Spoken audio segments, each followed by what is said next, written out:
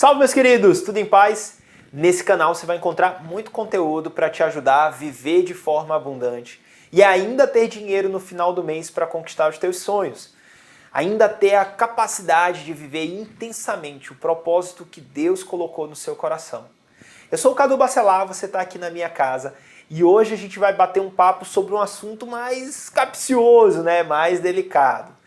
E se o Brasil virar uma Venezuela? E se a economia brasileira caminhar para a economia, se tornar similar à economia da Venezuela?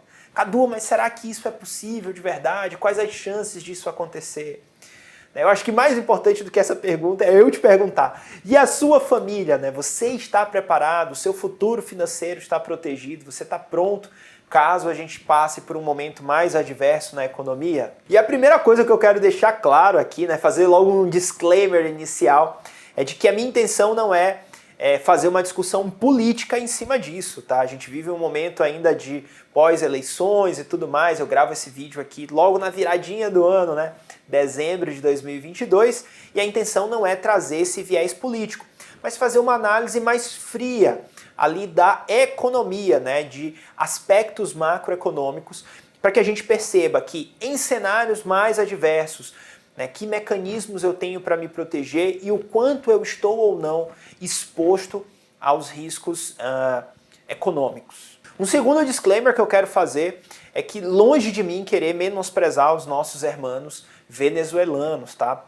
Pelo contrário, eu entendo e eu tenho clareza de que existem pessoas maravilhosas na Venezuela, assim como existem pessoas maravilhosas no Brasil, e existem pessoas terríveis no Brasil, assim como existem pessoas terríveis na Venezuela. Então, é óbvio que nada do que a gente vai conversar aqui diz respeito à população em si, apesar de que nós, população, somos quem mais sofremos os efeitos dos índices econômicos, dos índices macroeconômicos. E para a gente entender melhor as diferenças que existem no aspecto econômico entre Brasil e Venezuela, eu trouxe alguns índices que nos dão uma certa clareza sobre como estão cada um desses países. O primeiro índice que eu trouxe aqui é a inflação. No Brasil, a inflação ela é medida por vários índices, mas o principal deles é o IPCA. E o IPCA acumulado dos últimos 12 meses está em 5,90%. Cadu, o que significa isso? Significa que, em média, um produto que custava R$100 há 12 meses atrás, hoje vai estar custando R$ 105,90. Em média, os preços em geral subiram 5,90%. Para que você tenha uma ideia e um parâmetro de comparação de quão bom está esse número nesse momento, eu trouxe aqui, por exemplo, uma notícia que saiu hoje, tá aqui há 13 horas atrás no G1. Inflação nos Estados Unidos sobe 0,1% em novembro e acumula alta de 7,1% em 12 meses. Então, hoje, nós temos uma inflação menor do que a dos Estados Unidos, por exemplo. Nós viemos de um período de pandemia onde a inflação foi um pouquinho maior e aí o Banco Central atuou fortemente para baixar a inflação e nós estamos no ano de 2022, onde nós tivemos inclusive alguns meses com deflação, ou seja, os preços médios ficando mais baratos com o passar do mês. Então hoje a gente tem um índice de inflação bem convidativo, tá? E na prática isso significa que o nosso dinheiro não perde tanto valor com o passar do tempo. Cadu, e na Venezuela, como está isso? Eu também trouxe uma outra notícia que infelizmente não é tão animadora, mas que diz o seguinte: inflação dispara 300% na Venezuela em revés para retomada. Essa notícia é do dia 1º de novembro, então tem 45 dias. Em outubro, o índice inflacionário venezuelano estava em 157%. Em outras palavras, isso quer dizer que um produto que custava R$100 há um ano atrás, hoje o mesmo produto custa R$ 257, um aumento de 157%. Isso, na prática, significa que a moeda venezuelana ela perde valor muito rápido.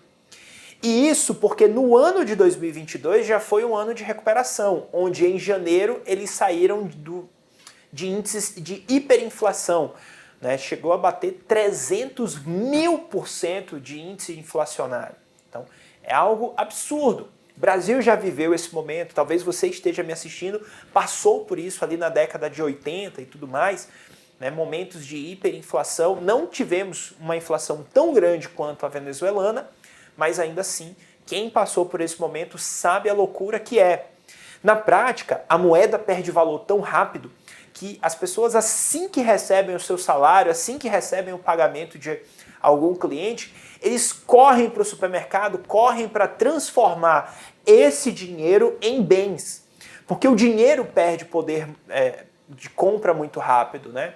Eu lembro de ver algumas notícias quando eu estudei sobre a inflação brasileira, né, notícias dos jornais da época, de que você tinha uma marcação de preço nos supermercados de manhã e uma marcação à tarde, do tão rápido quanto os preços oscilavam, tá? Por conta da hiperinflação. Então, a gente já tem, só por esse número, uma clareza da força das moedas do Brasil e da força da moeda venezuelana. Então, a moeda brasileira ela é muito mais estável e nos dá mais segurança para acumular patrimônio, para investir em títulos de renda fixa, por exemplo, né, para ter investimentos em comparação com a moeda venezuelana. Um outro número que está atrelado com a inflação é a taxa base de juros de um país. No Brasil, essa taxa é chamada de Selic e está definida pelo Banco Central em 13,75% ao ano. Essa é a nossa taxa Selic meta. Cadu, mas na prática, o que a Selic tem a ver com a minha vida? Muita coisa, tá? Basicamente, os empréstimos e as opções de investimento estão intimamente relacionadas com a Selic. Se a Selic sobe, o custo de você fazer um empréstimo aumenta, os juros fica mais caro. Então, se você quer financiar uma casa ou comprar um carro financiado, você vai pagar mais por isso. Se a Selic desce, o custo dos financiamentos também diminui. E aí você tem um incentivo para as pessoas consumirem mais, porque o juros está mais barato.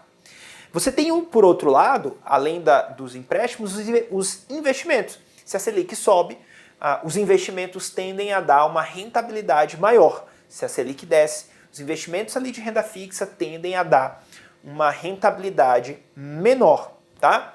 Então, olhando por isso aí, você pode pensar assim, tem que ter um equilíbrio e tudo mais, mas para quem investe é melhor a Selic alta. Mais ou menos. Por quê? A taxa Selic é talvez a principal ferramenta que o Banco Central tem para controlar a inflação. Ela está intimamente relacionada com a inflação. Inflação subiu, a taxa Selic sobe para se frear um pouquinho o consumo, frear os investimentos e com isso conter o crescimento inflacionário.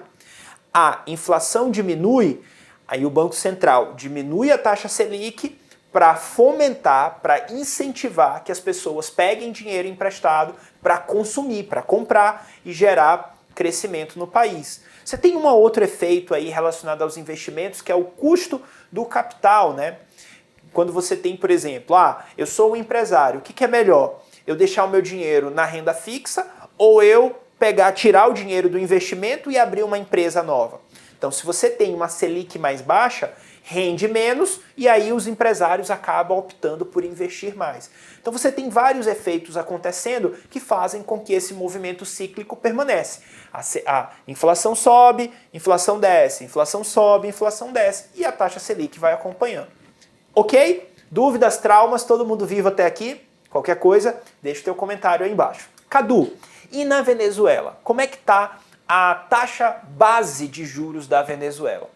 Nós temos, pelo último número que eu encontrei, uma taxa de 56,99%. E aí você olha esse número e pode me dizer, opa, então, Cadu, então eu vou investir lá na Venezuela, eu vou pegar meu dinheiro, levar para lá, e vou investir em renda fixa lá e ficar ganhando 56%. Maravilha, tá? Excelente para mim. Não é bem assim que a coisa funciona. Por quê? O que nos interessa quando a gente investe, não é um ganho nominal. Não é eu tinha 100, agora eu tenho 156. O que me interessa é o ganho real que eu tenho de poder de compra. O quanto a mais eu consigo consumir, o quanto a mais eu consigo comprar com esse dinheiro que foi lá, que aumentou através do investimento, né? Que teve uma rentabilidade através do investimento. E aí é que anda a taxa com a inflação. Vamos pegar o exemplo do Brasil. Hoje no Brasil, se você investir num título de renda fixa que renda a Selic, você recebe ali 13,75%, tá? Grosso modo, só para facilitar. Só que você perde poder de compra por conta da inflação de 5,90%. O resultado final é que você ainda sai no positivo de 6% ao ano de ganho real de poder de compra. Então isso quer dizer que você fica mais rico em 6% realmente, né? Você consegue. Se antes eu comprava 100 bolinhas, agora eu compro 106 bolinhas, por exemplo. No caso da Venezuela, isso não acontece. Porque a rentabilidade real ela é negativa e ela é muito negativa. Apesar de você ter as taxas a taxa base da economia em 56,99%, você tem uma inflação de 157%. Isso quer dizer que se você fizer um investimento lá, você vai perder poder de compra. E vai perder muito poder de compra. Apesar de você tinha 100 e agora tem 156, mas esses 156 compram menos coisas do que antes aqueles 100, um ano atrás, poderiam comprar. Ok? Espero que eu tenha conseguido me fazer entender. Lembra, se você não entendeu, a culpa é minha, eu é que não soube explicar. Então, deixa o teu comentário aí embaixo que eu tô aqui para tirar todas as tuas dúvidas. Eu trouxe mais 2 índices que são muito importantes para a gente entender sobre a qualidade de vida da população. O primeiro desses índices é o salário mínimo, né? O quanto cada trabalhador, né, que recebe um salário mínimo ganha no Brasil e o quanto ganha na Venezuela. Como as moedas são muito diferentes, né, a força das moedas ela é muito diferente, eu dolarizei, ou seja, transformei de real para dólar, para ficar mais fácil para a gente ter um parâmetro de comparação melhor. No Brasil, o salário mínimo está em R$ 1.212, que pela cotação do dólar aí dos últimos dias, dá algo em torno entre 230 a 240 dólares, tá? Então isso é o quanto um trabalhador que recebe um salário mínimo ganha por mês. Na Venezuela, escuta o que eu vou te dizer, na Venezuela, o salário mínimo está em torno de 16,25 dólares. 16,25 dólares. Isso é 15 vezes menor do que o que é no Brasil. Então, se no Brasil a gente já tem um salário mínimo difícil, né, onde o trabalhador ele tem dificuldade de manter a sua casa com qualidade, né, recebendo tão pouco, na Venezuela é praticamente impossível. Praticamente impossível. E você pode me dizer assim, ah, Cadu, tá bom, tem uma diferença muito grande, mas se os produtos na Venezuela forem muito mais baratos, aí acaba conseguindo comprar mais ou menos a mesma coisa. E por isso eu trouxe o segundo índice, que é o custo da cesta básica, né, brasileira e o custo da cesta básica venezuelana. E pasmem, no Brasil esse custo está em torno de 125 dólares, pouco mais da metade do salário mínimo. Já é um percentual absurdo para a quantidade, para o quanto de dinheiro que um trabalhador recebe. Mas na Venezuela, o custo da cesta básica está em 446 dólares. O salário mínimo é 16 dólares e o custo da cesta básica 446 dólares. Aqui fica evidente por que a população, a base da população venezuelana sofre tanto, tem tantos problemas com alimentação, porque é impossível você conseguir manter com qualidade a alimentação de uma família ganhando tão pouco, né? E com os produtos tão caros. Então, isso é resultado dessa combinação de fatores, de inflação, as dificuldades que o país passa, período de recessão extenso desde 2014, que a Venezuela vem tendo PIBs negativos, né? Vem em recessão. Você tem realmente um país que passa por um momento muito delicado. Diante de todos esses números, você pode olhar para isso e dizer assim, Cadu, mas o Brasil nunca vai chegar a esse ponto. É muito distante, é muito diferente. Né? Um país de dimensões continentais, muita riqueza e tudo mais. Ok, eu até concordo, mas a gente precisa ficar atento à história recente. Se nós olharmos aqui para o ladinho, para a Argentina, que era um país muito forte economicamente, olha o que a gente tem de notícia. Aqui, ó, notícia, inflação argentina aumenta e aproxima-se de 100% no final desse ano. Índice de outubro foi de 6,3%. Ou seja, a inflação de um mês na Argentina é maior do que a inflação acumulada dos últimos 12 meses brasileiro. Então, a gente olha para um número desse e pensa no nosso passado recente da Argentina e vê assim, cara, o que aconteceu com a Argentina num período tão curto de tempo? Aí a gente pega aqui, ó, a Argentina registra a 8ª alta consecutiva na inflação. A Argentina mergulha em mais uma crise econômica e política, com a piora dos indicadores sociais. Com a inflação nas alturas, 4 em cada 10 cidadãos se encontram abaixo da linha da pobreza. Notícia do mês 7, né, há 4 meses. A economia argentina tem retração em setembro e sinaliza forte desaceleração para 2023. Então, nossos hermanos, né, que acabaram de se classificar aí para as finais da Copa do Mundo de 2022, né, talvez quando você esteja assistindo esse vídeo, a gente já saiba quem foi o campeão da Copa, mas os nossos hermanos vivem um momento de queda íngreme, né, na economia. Então, a gente tem lá o cenário venezuelano, né, que é realmente um cenário muito difícil, a gente tem um cenário brasileiro, que é um cenário ok, né? Não vamos dizer que o Brasil é o país de primeiro mundo, mas tem um cenário ok, está com a economia bem ajustadinha, inflação sob controle, taxa Selic sob controle, emprego sob controle, crescimento, revisão do PIB positivo. A gente tem aqui o Brasil com a economia ok, sob controle, e a gente tem a Argentina, que estava aqui numa situação semelhante ao que o Brasil vive hoje e está caminhando em direção à Venezuela. Tá? Se vai chegar ao grau do que acontece na Venezuela, eu não sei. Depende das decisões que foram tomadas naquele país. Mas fato é que decisões erradas têm um impacto, né, sobre uma nação, tem um impacto que às vezes duram gerações para serem desfeitas, né, para serem resolvidas. Então, diante desse cenário, a minha pergunta é, você está preparado para enfrentar uma situação mais adversa? Não vamos nem pensar, porque eu quero fugir um pouco dessa discussão mais política, não vamos nem entrar nessa discussão política. Vamos pensar, se a gente tivesse uma nova pandemia, como ficaram as suas finanças durante a pandemia?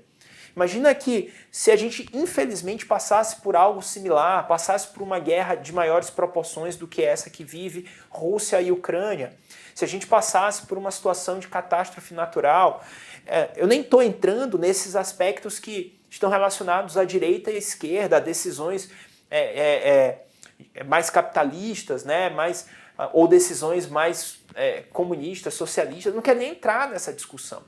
Eu quero só pensar num cenário mais adverso na economia. Como estariam você e a sua família, né? Como estaria o seu futuro financeiro? Você estaria pronto? Você conseguiria segurar um movimento negativo na economia?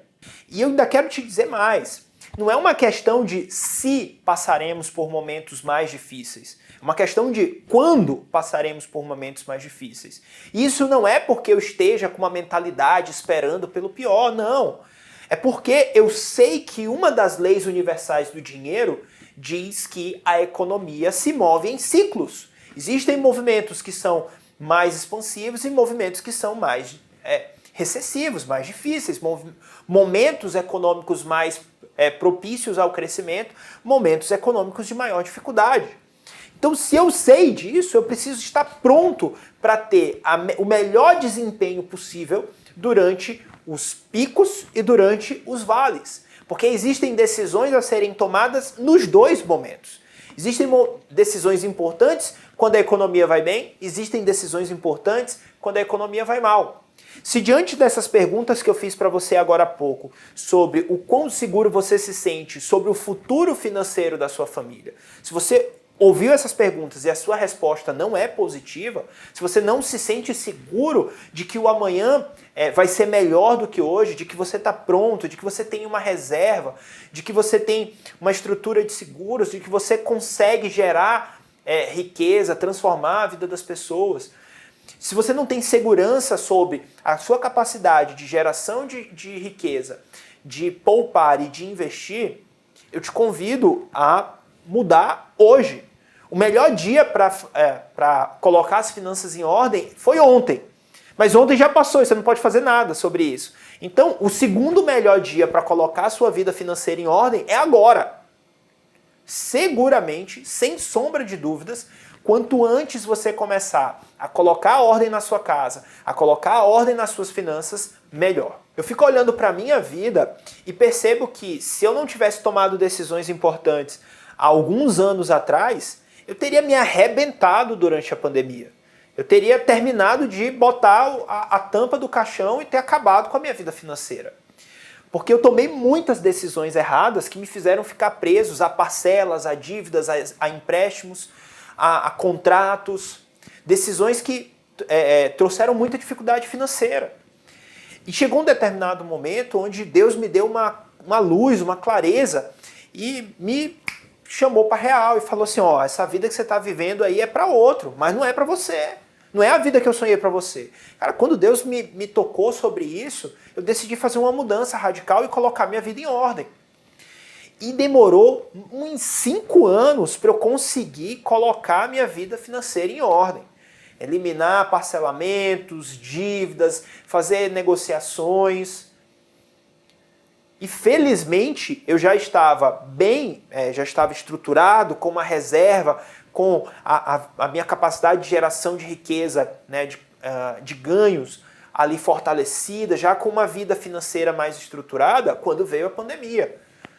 Porque senão eu teria realmente tido problemas mais sérios na minha vida. E o que agrava é que um problema mais sério na minha vida acarreta problemas mais sérios para as pessoas que estão ao meu redor, para minha esposa, para pessoas amadas que estão ao meu redor. Então, pense sobre isso. Se hoje as suas decisões não forem boas, os seus filhos vão colher esses frutos. A sua esposa, o seu marido vai colher esse fruto. As pessoas que você ama e que estão ao seu redor vão colher esses frutos. Então, tome a decisão de mudar o seu futuro agora. Arregace as mangas e vamos colocar a mão na massa. A gente até pode monitorar sinais e acompanhar a saúde financeira do nosso país. Mas a gente nunca vai poder bater o martelo e dizer assim, o Brasil vai virar isso, ou o Brasil vai virar aquilo, para bem ou para mal. A gente precisa ter consciência daquilo que está sobre as nossas mãos para que a gente mude a nossa realidade. Então eu quero te dar alguns passos práticos para que você possa assumir o controle das suas finanças e estar preparado para crescer ou para se proteger em caso de uma situação mais adversa na economia. E o primeiro passo que eu quero te dar é: saiba, tenha clareza das suas receitas e despesas. Saiba exatamente quanto você ganha e da onde vem isso. Se você é funcionário de uma empresa, isso é mais fácil, porque você tem provavelmente uma fonte de renda. Mas para quem é autônomo ou para quem é dono de uma pequena empresa, você precisa ter clareza sobre o que gera riqueza, qual a transformação que você causa. Se você é funcionário, você precisa ter clareza sobre os resultados que você entrega e de quais são as formas que você tem de crescer dentro dessa empresa, caso você esteja vivendo o seu propósito ali dentro. Se você não estiver vivendo, não estiver satisfeito na empresa que você trabalha, esse é o momento de você pensar, eu estou pronto para sair em busca dos meus sonhos, em busca dos meus objetivos? Qual é a transformação que eu causo na vida das pessoas? O que me dá prazer de fazer, que eu sou ou posso me tornar excelente, que as pessoas têm como problema e que eu posso ser remunerado por isso? Então chegou a hora de você assumir as rédeas dessas receitas e assumir as rédeas das despesas. Saber exatamente para onde vai o dinheiro que você ganha.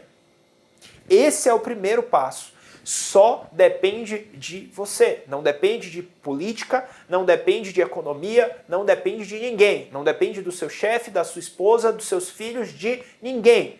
Só depende de você. Assuma esse controle. Certo? Segundo passo que você precisa é reduzir ou, se possível, eliminar compras parceladas. Parcelinha disso, parcelinha daquilo, financiamento disso, financiamento daquilo. Quando você compromete a sua renda sem ter clareza do futuro, num movimento adverso, onde a sua renda diminui, você acaba tendo problemas para honrar com esses compromissos. E aí, lembra, a economia se move em ciclos. Movimentos de baixa são movimentos onde propriedades passam de uma mão para outra. E uma das formas que as propriedades têm de voltar para os seus donos originais é através das dívidas. Comprei um apartamento financiado, não tive como pagar, vai para leilão. Então você precisa ter clareza e estudar bem, né, e, se possível, eliminar ou reduzir ao máximo possível o comprometimento da sua renda futura. Financiamento é para investir e não para consumir. Via de regra, existem algumas coisas que você até pode comprar financiado, mas você precisa ter clareza, né, e fazer as contas direitinho para que, numa situação adversa, o valor do bem, você vendendo o bem, comprei uma casa financiada, deu zebra, perdi o emprego, estou numa situação muito difícil, a venda da casa seja suficiente para honrar 100% a dívida. No mínimo, você precisa ter essa garantia para poder fazer um financiamento com um certo grau de segurança, tá? Para que você não seja surpreendido com uma situação adversa no futuro. O terceiro passo que você precisa dar hoje para estar preparado para um movimento mais adverso, caso aconteça, é ter uma reserva financeira. Eu comentei no passo 1 que você precisa ter clareza das suas despesas. Com base nesse número, qual o meu custo de vida mensal? Minha família gasta 5 mil por mês. Ok. Eu preciso ter em torno de 20 a 30 mil reais guardado, investido em produtos de investimento, em ativos de fácil movimentação. Porque numa situação adversa, eu tenho a tranquilidade de saber que eu tenho caixa para segurar e poder fazer movimentações estratégicas ali. Quem não tem reserva nenhuma fica à mercê do navio, da tempestade. Quem tem reserva consegue parar um minuto e falar assim, não, pera, calma, não vamos tomar decisão precipitada. Ganha tempo, ganha também caixa para aproveitar oportunidades que surjam. Um movimento de crescimento, eu tenho caixa para conseguir injetar num negócio e conseguir surfar essa onda. Então, construa uma reserva. E o quarto passo dessa série de organização financeira é planeje o seu futuro. Você vai ter muita dificuldade de manter os 3 passos anteriores no longo prazo se você não fizer um planejamento efetivo para isso. Então, procure ajuda e faça um planejamento financeiro efetivo. Tenha métricas que medem o sucesso financeiro seu e da sua família. Eu tenho 2 dicas especiais. Primeiro, tenha investimentos dolarizados. Proteja-se do risco do seu país. Então tenha ali investimentos numa moeda mais forte que vai proteger um pouco do risco Brasil e vai proteger também da inflação. Apesar da inflação norte-americana estar maior do que a brasileira nesse momento, historicamente não é isso que acontece. Então, eu prefiro entender que isso é um momento do que uma mudança de tendência mundial, tá? Não vejo dessa forma. Então, eu ainda vejo como sendo importante ter parte dos seus investimentos, e quanto maior o capital você tem, mais importante é você ter parte dos seus investimentos dolarizados, tá? Uma outra dica é que você tenha também investimentos IPCA+.